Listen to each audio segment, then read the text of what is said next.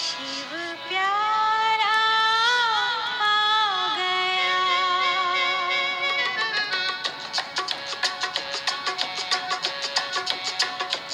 अंधियारे सभी मिट रहे, उजियारा आ गया। ज्ञान सूर्य फिर से शिव प्यारा आ गया।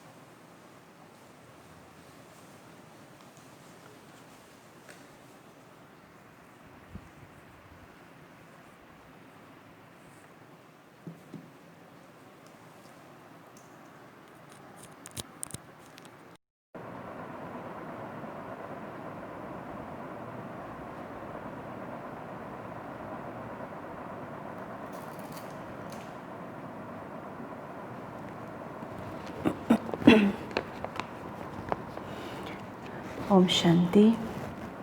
आज प्यारे बाबा की 9 अक्टूबर 2020 की साकार मुरली। बाबा आज विशेष कह रहे हैं कि मीठे बच्चे सवेरे सवेरे उठ बाबा से मीठी मीठी बातें करो। विचार सागर मंथन करने के लिए सवेरे का टाइम बहुत अच्छा है। बाबा ने कहा सवेरे सवेरे उठ बाबा से मीठी मीठी बातें करो। विचार सागर मंथन करने के लिए सवेरे का टाइम बाबा ने कहा बहुत ही अच्छा है। आज की मुरली का प्रश्न है, भक्त भी भगवान को सर्वशक्तिवान कहते हैं और तुम बच्चे भी, लेकिन दोनों में अंतर क्या है? बाबा पूछ रहे हैं। भक्त भी भगवान को सर्वशक्तिवान कहते हैं और तुम बच्चे भी, और बाबा कहते लेकिन दोनों में अंतर क्या है? तो उत्तर में बाबा ने सुनाया कि वो कहते, दुनिया वाले कहते भगवान तो जो चाहे वह कर सकता है, सब कुछ उसके हाथ में है। लेकिन तुम जानते हो बाबा ने कहा है मैं भी ड्रामा के बंधन में बांधा हुआ हूँ। ड्रामा सर्वशक्तिमान है। बाप को सर्वशक्तिमान इसलिए कहा जाता क्योंकि उनके पास सर्व को सद्गति देने की शक्ति है। ऐसा राज्य स्थापन करता जिसे कभी कोई भी छीन नहीं सकता।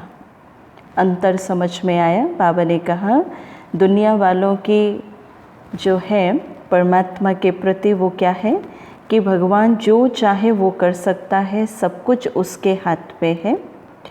और हमें क्या समझ में आ गया कि स्वयं परमात्मा भी ड्रामा के बंधन में बांधा हुआ है।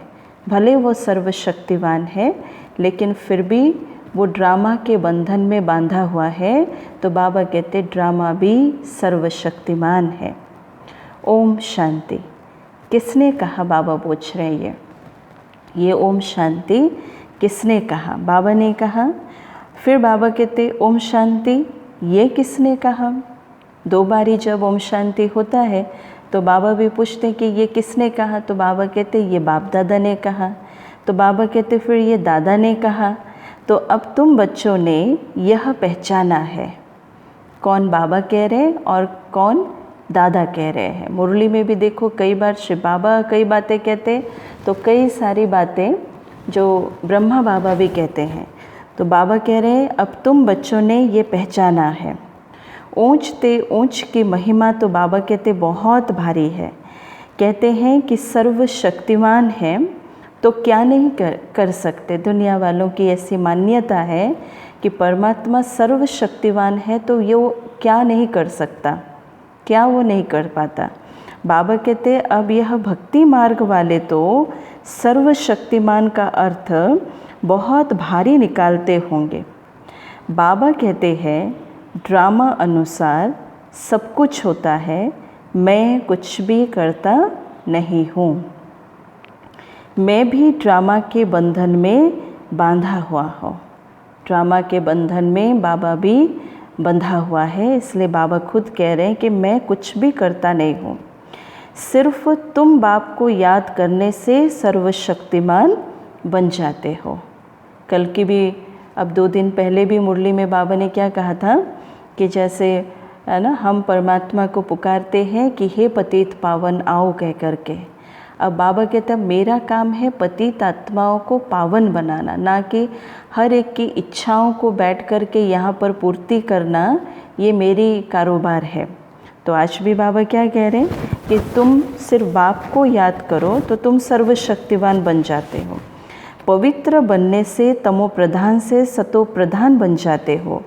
बाप सर्वशक्तिमान है, उनको सिखलाना होता है। बाबा कहते बच्चे मुझे याद करो तो विकर्म विनाश हो जाएंगे, फिर सर्वशक्तिमान बन पूरे विश्व पर राज्य करेंगे। बाबा कह रहे हैं पूरे विश्व पर राज्य कब करेंगे?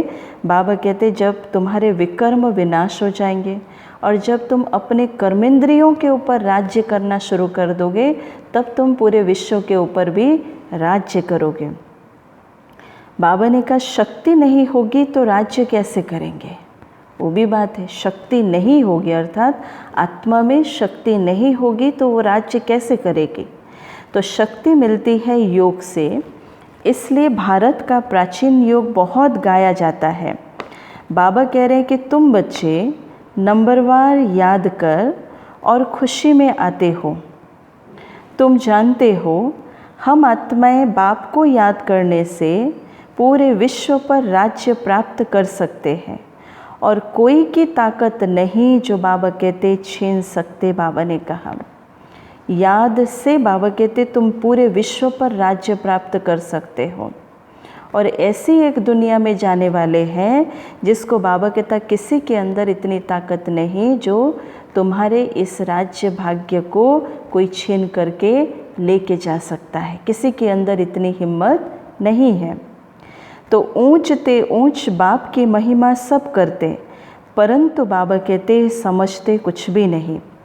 तो एक भी मनुष्य नहीं जिसको ये पता हो कि ये नाटक है, ये नाटक है, इसमें हम सभी अपना अपना रोल प्ले कर रहे हैं, लेकिन किसी को भी पता नहीं है कि ये एक नाटक चल रहा है और ये सारा हमारा एक एक रोल है जिसका जितना दिन तक रोल है वो उतना समय तक रोल प्ले करके वो आत्मा अपने आप यहाँ से चली जाएगी। बाबा कह रहे किसी को भी नहीं पता। अगर समझते हो कि नाटक है तो शुरू से अंत तक वह याद आना चाहिए। यह नाटक का थीम क्या है, स्क्रिप्ट क्या है, वो याद आना चाहिए। बाबा कह रहे नहीं तो नाटक कहना ही रॉन्ग हो जाता है। कहते भी हैं कि ये नाटक है और हम पाठ बचाने आए हैं, तो उस नाटक के आदि मध्य अंत को भी जानना चाहिए ना। बाबा ने कहा नाटक है तो बाबा कहते आदि मध्य और अंत को भी जानना चाहिए ना, अर्थात इस पूरे नाटक को जानना चाहिए ना। क्या है इस नाटक में, कौन कौन आते हैं इस नाटक में रोल प्ले करने के लिए, कैसा ये नाटक चलता है। बाबा कहते ये भी कहते हैं कि हम ऊपर से आते हैं तब तो वृद्धि होती रहती है ना। सतयुग में तो बाबा ने कहा थोड़े मनुष्य थे और इतनी सब आत्माएं कहाँ से आई ये कोई भी समझते नहीं कि ये अनादि बना बनाया अविनाशी ड्रामा है। एक तरफ से ये सारी बातें कहते हैं, लेकिन दूसरे पहलू में अगर देखा जाए कि ये सारी आत्माएं कहाँ से आए कोई भी नहीं समझते। और बाबा कहते ये तो अनादि बना बनाया अविनाशी ड्रामा है जो आदि से अंत तक रिपीट होता रहता है। बाबा कह रहे हैं तो तुम बाइस्कोप शुरू से अंत तक देखो, फिर दोबारा रिपीट करके अगर देखेंगे तो चक्र ज़रूर हुबहू रिपीट होगा। वही सीन सिनेरी हमें फिर से देखने के लिए मिलेगा। ऐसे नहीं कि इस एक बार के बायोस्कोप में जो चीज़ें देखें नेक्स्ट टाइम उसको प्ले करेंगे वो चीज़ें नहीं देखेंगे, दूसरी और कुछ चीज़ें आ जाएंगी। नहीं, एक बार अगर वो फिक्स हो जाता है तो फिर हम उसको 10 बार देखें, 20 बार देखें, 2 बार देखें, 3 बार देखें, लेकिन हमें वही सीन्स वही सीन सिनेरीज हमें देखने के लिए मिलेंगे।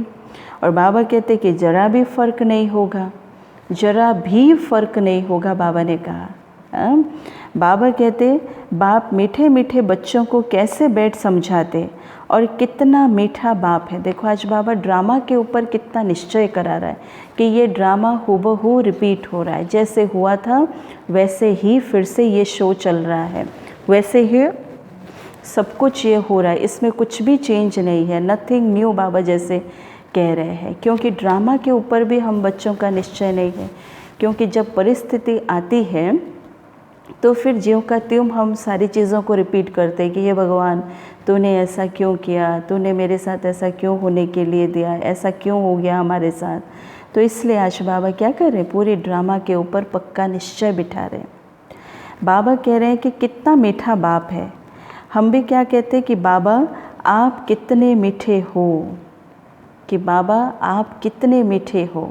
अब ये देखो कि बाबा सही में मीठा है, क्या मैंने ये दिल से स्वीकार कर लिया है कि बाबा आप सबसे मीठे हो, या जब सब कुछ ठीक ठाक है तो बाबा मीठा है और जब परिस्थिति भारी है तो फिर बाबा कुछ भी नहीं है। ये भी एक बहुत बड़ी परीक्षा है। बाबा ने कहा कि बच्चे कहते बाबा को कि बाबा आप कितने मीठे हो। बाबा बस अभी तो हम चलते हैं अपने सुखधाम में, अभी ये मालूम पड़ा है कि आत्मा पावन बन जाएगी तो दूध भी वहाँ पावन मिलेगा, दूध भी वहाँ पावन मिलेगा।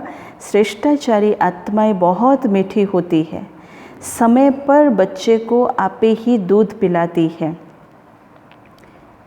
ना। बाबा कहते श्रेष्ठाचारी माताएं, आज बाबा कह रहे हैं आत्माएं नहीं, श्रेष्ठाचारी माताएं बहुत मीठी होती हैं, समय पर बच्चे को आपे ही दूध पिलाती है, बच्चे को रोने की दरकार नहीं होती। सतयुग में कोई भी बच्चा रोएगा नहीं, कोई भी चीज़ के लिए कोई भी बच्चा रोएगा नहीं। इवन बच्चे भूख के लिए भी रोते हैं ना, भूख लगती है तो, लेकिन सतयुग में ये भी नहीं है कि रोएंगे। बाबा कह रहे ऐसे ऐसे ये भी विचार सागर मंथन करना होता है। सुबह को बाबा से बातें करने से बड़ा मज़ा आता है, क्योंकि सवेरे सवेरे जब उठते हैं ना तो मन और बुद्धि रिलैक्स होके रहता है, मन और बुद्धि खाली रहता है, उतने संकल्प विकल्पों का प्रभाव मन और बुद्धि के ऊपर नहीं रहता है। और जब बाबा के सामने बैठते तो बाबा से भी मीठी मीठी रूह रिहान होती है, तो बाबा कहते बड़ा मज़ा आता है। तो बाबा कह रहे हैं कि बाबा आप कितनी अच्छी युक्ति बताते हो श्रेष्ठाचारी राज्य स्थापन करने की, फिर हम श्रेष्ठाचारी माताओं की गोद में जाएंगे तो अनेक बार हम ही उस नई सृष्टि में गए हैं। ये जो इस प्रकार के विचार सागर ये कौन से समय चलता है, बाबा कह रहे हैं ये है अमृत वेले के समय पर। अमृत वेले के समय पर मैं एक छोटा सा बालक और शिव बाबा मेरा पिता, और दोनों के बीच में मीठी मीठी रूह रिहान, उसके अलावा और कुछ भी नहीं। तो बच्चे फिर क्या कहते, अभी हमारे खुशी के दिन आते हैं, खुशी के दिन आते, क्योंकि ये जो दुनिया है कलयुगी दुनिया ये रहने वाला नहीं है। अगर हम ये भी सोचें कि हम जब तक जीवित रहे मेरे साथ बाकी मेरे सभी जीवित रहे, ये भी नहीं हो सकता, क्योंकि हर एक को वर्तमान समय जाना है, कोई आगे जाएगा कोई पीछे जाएगा। और बाबा ने कहा इसलिए भविष्य की खुशी के दिन को मनाओ, वो सोचो। बाबा ने इसलिए कहा अभी हमारे खुशी के दिन आते, यह खुशी की खुराक है। इसलिए गायन भी है कि अतीन्द्रिय सुख पूछना हो तो गोप गोपियों से पूछो। अब हमको बेहद का बाप मिला है, हमको फिर से स्वर्ग का मालिक श्रेष्ठाचारी बनाते हैं। कल्प कल्प हम अपना राज्य भाग्य लेते हैं, हार खाते हैं फिर जीत पाते हैं। तो बाबा कहते अभी बाप को याद करने से ही रावण पर जीत पानी है, फिर हम पावन बन जाएंगे। वहाँ लड़ाई दुख आदि का नामो निशान नहीं, कोई खर्चा नहीं। बाबा कहते सतयुगी दुनिया में कोई लड़ाई झगड़ा उसका कोई नामो निशान तक भी नहीं। बाबा कहते कोई खर्चा नहीं। और भक्ति मार्ग में जन्म जन्मांतर कितना खर्चा किया, कितने धक्के खाए, कितने गुरु किए, पूरा ऑपोजिट सतयुग को ले लो और इस कलयुगी दुनिया को ले लो, है ना। वहाँ कोई भी प्रकार का खर्चा नहीं, हर एक परिवार के अंदर सुख शांति और समृद्धि लगी रहेगी।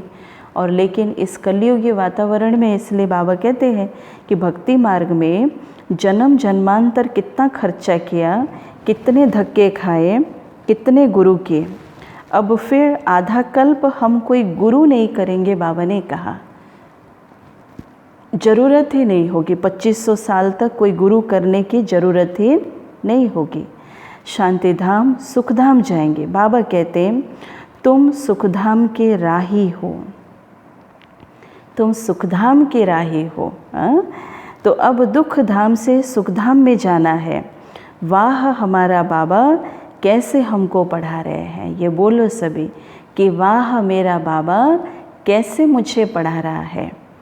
ये सोच सोच करके अंदर ये खुशियाँ मनाओ, है ना, कि वाह मेरा बाबा कितना ऊंचा बाबा, कितना मीठा बाबा, और किस रीति से मुझे पढ़ा रहे हैं। हमारा यादगार भी बाबा कहते यहाँ है, और ये तो बड़ा वंडर है। तो इस दिलवाड़ा मंदिर की तो अपरंपार महिमा है। अभी हम राजयोग सीखते हैं, उसका यादगार तो बाबा कहते जरूर बनेगा ना। अभी हम राजयोग सीख रहे हैं और उसका स्वरूप भक्ति मार्ग में दिलवाड़ा मंदिर बनाया गया। भले जैनियों ने बनाया, लेकिन उस दिलवाड़ा मंदिर में भी जिस रीति से तपस्वी बैठे हुए हैं, आधी आँख खुल करके वो योग कर रहे हैं, है ना। और बाबा कहते ये हमारी अभी वर्तमान समय का वो निशानी है, जो वर्तमान अभी हम राजयोग सीख रहे हैं। और ये तो बाबा कहते बड़ा आश्चर्य की बात है, उसका यादगार तो जरूर बनेगा ना। इतनी जो वर्तमान समय आत्माएं तपस्या कर रहे हैं, बाबा कहते इस तपस्या का भी तो यादगार बनेगा, इसलिए दिलवाड़ा मंदिर में बनाया गया। देखो बाबा कहते ये हूबहू हमारा यादगार है। बाबा मम्मा और बच्चे सभी बैठे हैं, नीचे योग सीख रहे हैं और ऊपर में स्वर्ग की राजाई है। बाबा कहते ऐसा चित्र बनाया गया है। तो झाड़ में भी बाबा ने कहा कि कितना क्लियर है, बाबा ने कैसे साक्षात्कार कराए, फिर चित्र बैठ बनवाए हैं। ये जो प्रदर्शनी आदि के चित्र हम देखते हैं, तो ऐसे ये चित्र नहीं बनाया गया, ये भी साक्षात्कार के आधार से ये चित्र सारा बनवाया गया है ना। जो भी संदेशी जाती थी इस रीति से उसको साक्षात्कार होता था, तो वो आकर के फिर बताती थी, चित्रकार फिर उसको बनाते थे, फिर बाबा देखते थे, फिर उसमें जो भी सुधार लानी होनी होगी तो बाबा उसको सुधार करता भी था, फिर चित्र बनाया जाता था। एंड फाइनली ये सारे प्रदर्शनी के चित्र ऐसे ही बने हैं, साक्षात्कार के आधार से ये चित्र ऐसे बनवाए गए हैं।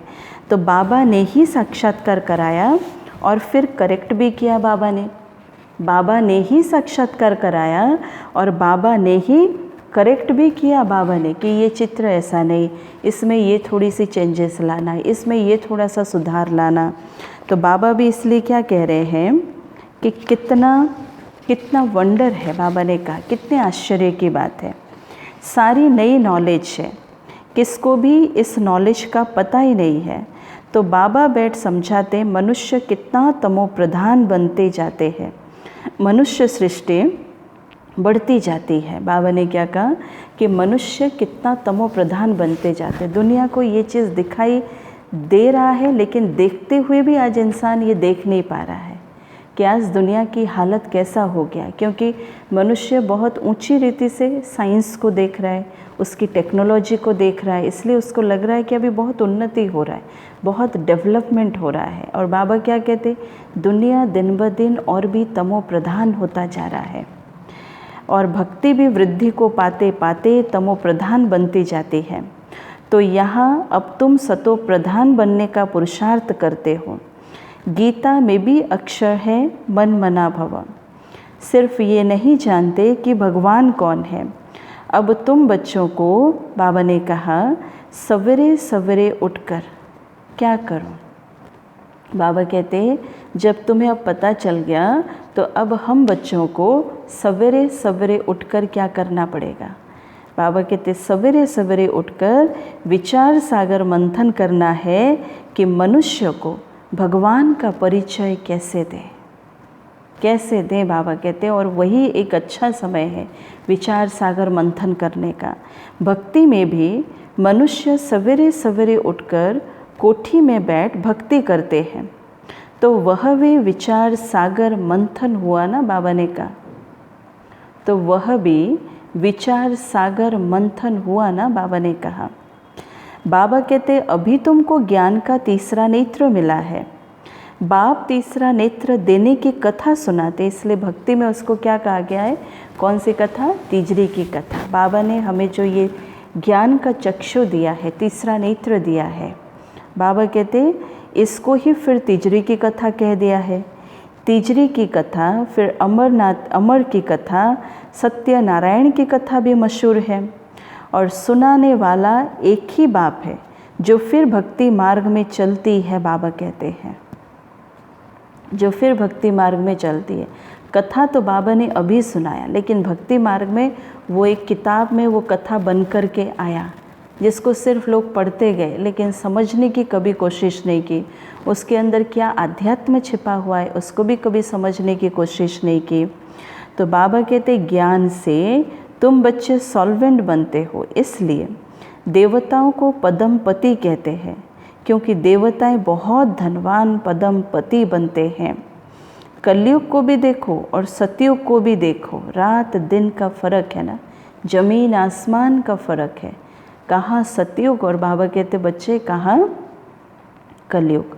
तो सारी दुनिया की सफाई होने में तो टाइम तो लगता है ना, और ये बेहद की दुनिया है तो टाइम भी उस हिसाब से लेगा। इतना बड़ा विश्व, इस पूरे विश्व को सफाई करने के लिए भी टाइम चाहिए, जहाँ पर इतनी करोड़ों की आबादी है। बाबा ने कहा कि भारत है ही अविनाशी खंड और वह कभी प्राय लोप होता नहीं, एक ही खंड रहता है और आधा कल्प के लिए एक खंड रहता है। सतयुग और त्रेतायुग आधा कल्प के लिए ये एक ही खंड रहता है और कोई खंड की उस समय उत्पत्ति नहीं होती है। फिर और खंड इमर्ज होंगे और वो भी नंबरवार। तो तुम बच्चों को कितना ज्ञान मिलता है, बोलो। वर्ल्ड की हिस्ट्री ज्योग्राफी कैसे चक्र लगाती है, आकर के समझो। प्राचीन ऋषि मुनियों का कितना मान है, परंतु वह भी सृष्टि के आदि मध्य अंत को नहीं जानते, बाबा कहते, क्योंकि वह हठयोगी है। नहीं जानते वो इस सृष्टि के आदि मध्य अंत का ज्ञान उन्हें पता नहीं है, क्योंकि उनका हठयोगी है, वो योगी नहीं है। बाबा कहते हैं कि हाँ, बाकी उनमें पवित्रता की ताकत है जिससे वह भारत को थमाते हैं, नहीं तो भारत पता नहीं क्या हो जाता। सबसे पुराना भारत जो कि सतयुग से चलता आ रहा है, अगर ये ऋषि मुनि भी नहीं होते तो आज भारतवर्ष की हालत ही नहीं रहता। इसलिए बाबा भी क्या कहते, नहीं तो भारत पता नहीं क्या हो जाता। मकान को पोछी आदि लगाई जाती है ना तो शोभा होती है। बहुत सालों का पुराना मकान है तो उसको भी रेनोवेट किया जाता है ना, रेनोवेट किया जाता है उसको अलग रीति से, फिर उसको लेपा पोती किया जाता है, बहुत कुछ चेंजेस होता है तो शोभा आती है। तो भारत महान पवित्र था, अब वही भारत पतित बना है, वहाँ तुम्हारा सुख भी बहुत समय चलता है। बाबा कहते तुम्हारे पास बहुत धन रहता है, तुम भारत में ही रहते थे, तुम्हारा राज्य था। कल की बात है, बाबा कह रहे हैं, जैसे कि कल की बात है, याद करो कि तुम ही भारत पर थे, तुम्हारे पास इतना सब कुछ था। फिर बाद में अन्य धर्म आए और उन्होंने आकर कुछ सुधार कर अपना नाम वाला किया है, अपना नाम वाला किया है। बाबा कहते अब वो भी सब तमो प्रधान बन गए हैं। अब तुम बच्चों को कितनी खुशी होनी चाहिए, और ये सब बातें नए को नहीं सुनानी है। सुना बाबा क्या कहते, ये तुमको पता चला कि तुम्हें कितनी खुशी होनी चाहिए, तो ऐसी बात नहीं कि कोई नई आत्माओं को भी आप सुनाते चलो। नई आत्माओं को सुनाने का तरीका अलग है। जैसे बाबा कहते ना, पहले उनको आत्मा और परमात्मा का पूरा क्लियर करवाओ, फिर धीरे धीरे आगे बढ़ो। इसलिए बाबा ने कहा ये सब बातें नए को नहीं सुनानी है, पहले पहले तो बाप की पहचान देनी है नई आत्मा के लिए। बाप का नाम, रूप, देश, काल जानते हो, ये पूछो। ऊंचे ते ऊंच बाप का पाठ तो मशहूर होता है ना। बाबा कहते अभी तुम जानते हो, वह बाप ही हमको डायरेक्शन दे रहे हैं। तुम फिर से अपनी राजधानी स्थापन कर रहे हो।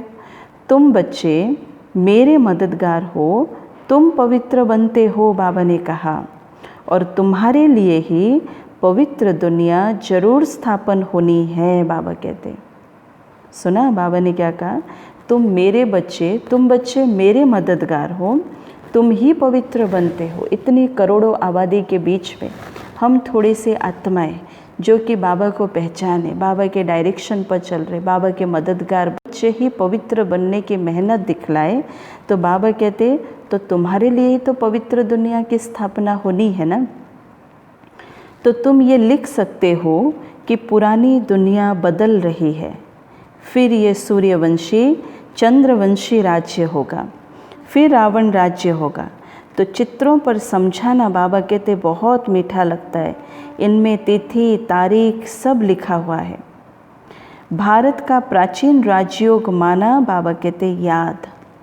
भारत का प्राचीन राजयोग माना, जिसको बाबा ने बहुत सुंदर और सरल भाषा में बाबा ने क्या कह दिया, याद कहा बाबा ने। और याद से ही विकर्म विनाश होते हैं और पढ़ाई से बाबा कहते स्टेटस मिलती है। पढ़ाई से क्या मिलती है, पढ़ाई से स्टेटस मिलते, वो पद मिलता है, पद मिलता है। अब 2 दिन पहले बाबा ने कहा था ना कि पढ़ाई हम सभी कर रहे हैं, लक्ष्य सभी रखे हैं, लेकिन फिर पद के लिए फिर हम पुरुषार्थ कर रहे हैं। जितना भी एफर्ट्स डाल रहे हैं, अभी जो भी हम मेहनत कर रहे हैं, वो सत्युग में एक अच्छा पद पाने के लिए हम मेहनत कर रहे हैं। लेकिन बाबा क्या कहते, अगर थोड़ा भी कहीं से ज्ञान किसी को मिला हुआ होगा तो वो आत्मा उस दुनिया में, नई दुनिया में आ जाएगी। लेकिन ये जो सारी मेहनत हम ब्राह्मण आत्माएं वर्तमान समय कर रहे हैं, किस लिए कर रहे हैं कि सत्युग में जाकर के एक अच्छा पद हमें मिले। इसलिए बाबा ने कहा कि बच्चे दैवी गुण भी धारण करने हैं। सुना, बाबा भी छोड़ने वाला नहीं है। बाबा भी क्या कहते कि बच्चे दैवी गुण भी धारण करने हैं। बाबा ने कहा इतना ज़रूर है कि माया के तूफान भी आएंगे। ये भी बाबा ने कह दिया, अलर्ट करवा दिया बाबा ने कि बच्चे तुम पुरुषार्थ करो, लेकिन उसके साथ साथ बाबा कहते हैं कि बच्चे माया के तूफान भी जरूर आएंगे। ये भी बुद्धि में डाल करके रखना। किस प्रकार के तूफान आएंगे नहीं पता, इसलिए हर तरफ से सोच करके रखना। जो सोचने वाली बातें नहीं हैं उसको भी सोच करके रखना कि ये परिस्थिति भी वर्तमान समय हमारे पास आ सकती है, जो कि हमने कभी संकल्प मात्र भी नहीं सोचा था। हमने ये कभी भी सपने में नहीं सोचा था, कभी भी संकल्प में नहीं लाया था कि हमारे साथ भी ऐसा हो जाएगा बोल करके। ऐसे भी पेपर्स आएंगे, बाबा कह रहे हैं तूफान आएंगे। उससे पता चलेगा कि आपने बाबा को कितना कस के पकड़ के रखा है, कितनी ज्ञान और कितने योग में आप पक्के हो, हम पक्के हैं। ये तब पता चलेगा जब परिस्थिति आएगी। इसलिए बाबा भी क्या कहते हैं कि बाबा कहते हैं हाँ इतना ज़रूर है कि माया के तूफान तो आएंगे, तो सवेरे उठकर बाबा से बातें करना बड़ा अच्छा है। भक्ति और ज्ञान दोनों के लिए ये टाइम बहुत अच्छा है। बाबा कहते भक्ति और ज्ञान दोनों के लिए बाबा ने कहा ये टाइम बहुत अच्छा है। तो मीठी मीठी बातें करनी चाहिए। अभी हम श्रेष्ठाचारी दुनिया में जाएंगे। बाबा कहते किस प्रकार की बातें करो, अपने साथ भी बातें करो। जैसे बाबा के साथ बातें करते वैसे अपने साथ भी बातें करो। तो बाबा भी क्या कह रहे कि अभी हम श्रेष्ठाचारी दुनिया में जाएंगे। बाबा ने कहा बूढ़ों के दिल में तो ये रहता है ना कि हम शरीर छोड़ गर्व में जाएंगे।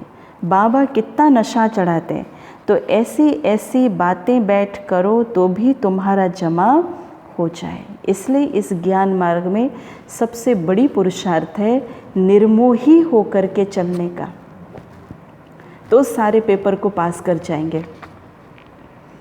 सबसे बड़ा पेपर वो है मोह का पेपर। इसलिए बाबा कहते बच्चे डिटैच होकर के रहो, बच्चे निर्मोही बन जाओ। सबसे बड़ा पेपर है मोह का पेपर। तो बाबा भी क्या कहते कि ऐसी ऐसी बातें बैठ करो तो तुम्हारा भी जमा हो जाए कि शिव बाबा हमको नर्कवासी से स्वर्गवासी बना रहे हैं। पहले पहले हम आते हैं, सारा ऑलराउंड पार्ट हमने बजाया है। अब बाबा कहते कि इस छी छी चोले को छोड़ दो। बाबा ने कहा, बाबा खुद कह रहे हैं कि बच्चे इस छी छी चोले को छोड़ दो, ये रहने वाला तो है नहीं।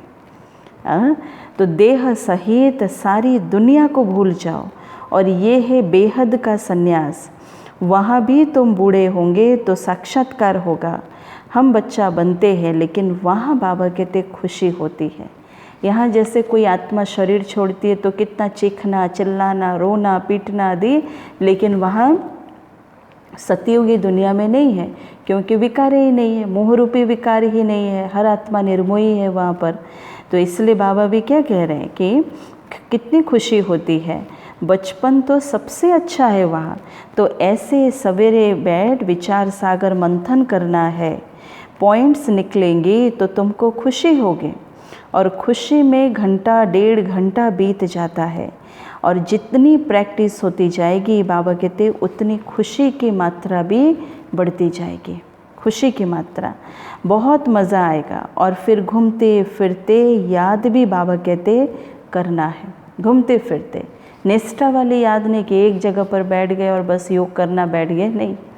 बाबा कहते फुर्सत तो बहुत है, हाँ विघ्न पड़ेंगे, इसमें कोई शक नहीं। आज बाबा ने कहा देखो विघ्न पड़ेंगे, याद करने के लिए जाओ तो विघ्न तो पड़ेंगे, इसमें कोई शक नहीं। इसलिए बाबा ने इजी कर दिया कि घूमते फिरते चलते फिरते, है ना, बाबा को याद करो। कितना इजी कर दिया बाबा ने। देखो धंधे में मनुष्यों को नींद नहीं आती, सुस्त लोग नींद करते। तुम जितना हो सके शिव बाबा को ही याद करते रहो। तुमको बुद्धि में रहता है शिव बाबा के लिए हम भोजन बनाते हैं, शिव बाबा के लिए हम ये करते हैं, तो भोजन भी शुद्धि से बनाना है। बाबा कहते भोजन भी शुद्धि से बनाना है। नहा धो करके, साफ़ सुथरा हो करके, अच्छी तरह से किचन की सफाई करके, साफ़ बर्तन, पहले बर्तनों को भी थोड़ा सा देखो। बाबा कहते भोजन भी शुद्धि से बनाना है। और अंदर ये भी संकल्प लाओ कि मैं बाबा के लिए ये भोग बना रही हूँ, भोग मैं बाबा के लिए ये प्रसाद बना रही हूँ। तो बाबा कहते ऐसी चीज़ ना हो जिससे खिटपिट भी हो जाए। संभल करके, घर गृहस्थ परिवार वाले संभल करके, है ना। बाबा ने कहा बाबा खुद भी याद करते हैं, बाबा खुद भी याद करते हैं। ब्रह्मा बाबा को भी कितना याद करना पड़ता था सारी चीज़ों में। अच्छा, फिर बाबा याद प्यार देते हुए कह रहे हैं, मीठे मीठे सिकी लधे बच्चों प्रति मात पिता बाप दादा का याद प्यार और गुड मॉर्निंग। रूहानी बाप की रूहानी बच्चों को नमस्ते। हम रूहानी बच्चों की रूहानी माता पिता बाप दादा को याद प्यार, गुड मॉर्निंग और नमस्ते नमस्ते। ओम शांति, ओम शांति। धारणा के लिए फर्स्ट पॉइंट, आज बाबा कह रहे हैं सवेरे सवेरे उठकर बाबा से मीठी मीठी बातें करनी है। सवेरे सवेरे उठकर बाबा से मीठी मीठी बातें करनी है। रोज़ खुशी की खुराक खाते हुए अतीन्द्रिय सुख का अनुभव करना है। सेकेंड पॉइंट, सतयुगी राजधानी स्थापन करने में बाप का पूरा मददगार बनने के लिए पावन बनना है। सतयुगी राजधानी स्थापन करने में बाप का पूरा मददगार बनने के लिए पावन बनना है।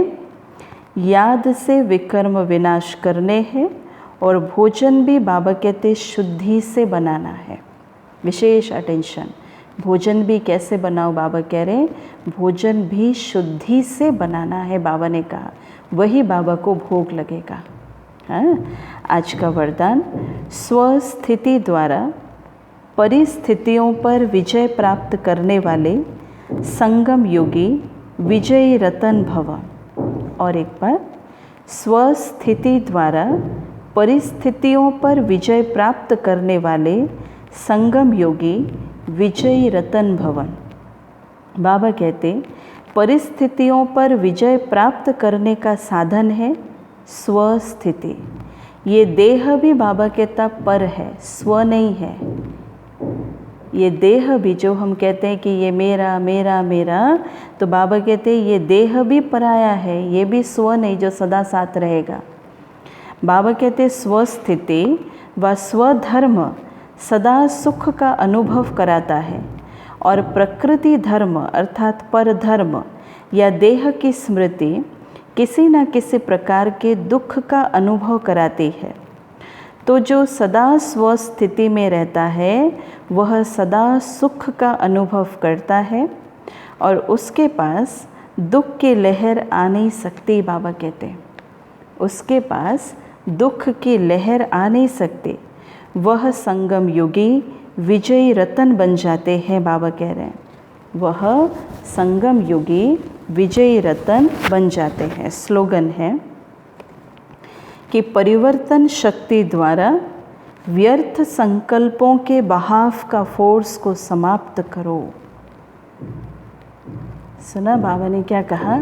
अब पिछले दिनों में बाबा ने क्या कहा था कि जिनको बहुत व्यर्थ संकल्पों का तूफान आता है, बाबा क्या कह रहे हैं कि दिन में 2-4 बार बैठ कर के मुरली को पढ़ो, ताकि समर्थ संकल्प आना शुरू हो जाएगा और व्यर्थ संकल्प यहाँ से दूर होता जाएगा। और आज बाबा कहते हैं कि परिवर्तन शक्ति द्वारा व्यर्थ संकल्पों के बहाव के फोर्स को बाबा कहते समाप्त करो। क्यों व्यर्थ संकल्प आ रहा है? कुछ तो कारण है। और इसलिए बाबा कहता अगर खुद के अंदर कोई कमी कमज़ोरी है जिसकी वजह से ये व्यर्थ संकल्प आ रहा है, तो बाबा कह रहे हैं कि बच्चे अपने आप को परिवर्तन कर लो। द बेस्ट वे, अपने आप को परिवर्तन कर लो। तो अपने आप देखिएगा कि व्यर्थ संकल्पों का जो बहाव है, जो स्रोत है, वो भी धीरे धीरे धीरे धीरे कम होता जाएगा। ओम शांति। विशेष आज की मुरली में मातेश्वरी जी के अनमोल महावाक्य। मम्मा कहती, इस अविनाशी ईश्वरीय ज्ञान प्राप्त करने के लिए कोई भी भाषा सीखनी नहीं पड़ती है। मम्मा ने कहा कि अपना जो ईश्वरीय ज्ञान है वो बड़ा ही सहज और मीठा है। इससे जन्म जन्मांतर के लिए कमाई जमा होती है। और ये ज्ञान इतना सहज है जो कोई भी महान आत्मा, अहिल्या जैसी पत्थर बुद्धि, कोई भी धर्म वाला बालक से लेकर वृद्ध तक कोई भी प्राप्त कर सकता है। ये ज्ञान इतना सरल, ये ज्ञान इतना सहज है।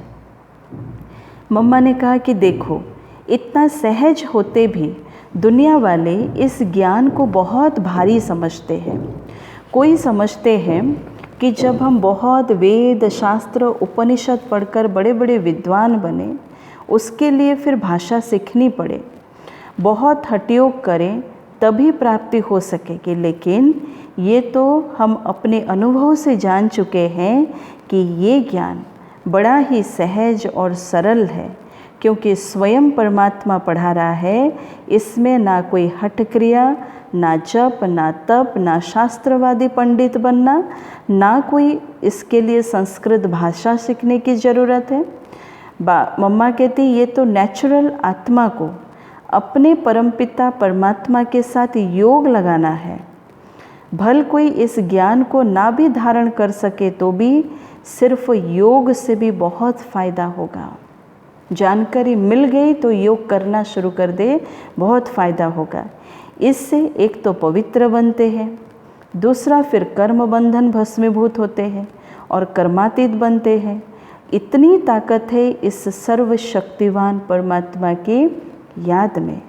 भल वो अपने साकार ब्रह्मा तन द्वारा हमें योग सिखला रहे हैं, परंतु याद फिर भी डायरेक्ट उस ज्योति स्वरूप शिव परमात्मा को करना है और उस याद से ही कर्म बंधन की मैल उतरेगी। मम्मा ने कहा भल शिव बाबा ब्रह्मा बाबा के तन के आधार से हमें ये योग सिखा रहे हैं, लेकिन मम्मा ने क्या कहा, अगर उस ज्योति स्वरूप, लेकिन हमें याद करना है उस ज्योति स्वरूप शिव परमात्मा को, जिस याद से वह कर्म बंधन के मैल भी उतरती जाएगी, धीरे धीरे उतरती जाएगी। ये आत्मा धीरे धीरे रिलैक्स होती जाएगी। अच्छा, ओम शांति, ओम शांति, ओम शांति।